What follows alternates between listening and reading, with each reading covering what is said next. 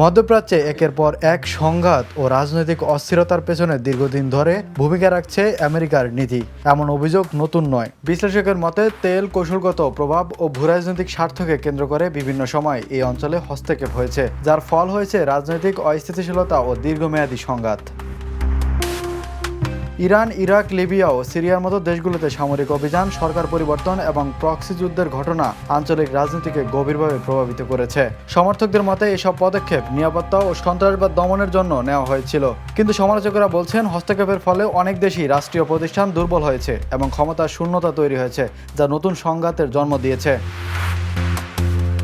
উদাহরণ হিসেবে ইরানের 1953 সালের অভ্যুত্থান এবং পরবর্তী রাজনৈতিক পরিবর্তন, লিবিয়াতে গাদ্দাফির পতনের পর দীর্ঘমেয়াদী অস্থিরতা এবং সিরিয়ার গৃহযুদ্ধকে উল্লেখ করেন বিশেষজ্ঞরা। তাদের মতে এসব ঘটনা দেখায় বাইরের শক্তির হস্তক্ষেপ অনেক সময় প্রত্যাশিত স্থিতিশীলতা আনতে পারেনি, বরং পরিস্থিতি আরও জটিল করেছে।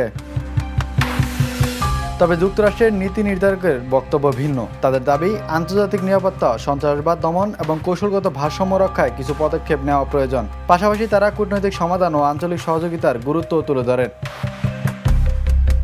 মধ্যপ্রাচ্যের বর্তমান বাস্তবতার প্রশ্ন থেকে যাচ্ছে, বাইরের হস্তক্ষেপ কি স্থিতিশীলতা আনতে পারে নাকি স্থানীয় সমাধানই টেকসই পথ? বিশ্লেষকরা বলছেন ভবিষ্যতের কূটনীতি ও আঞ্চলিক সংলাপ ও সমঝোতার মাধ্যমেই উত্তেজনা কমানোর পথ খুঁজতে হবে। Imran Hossain, the news.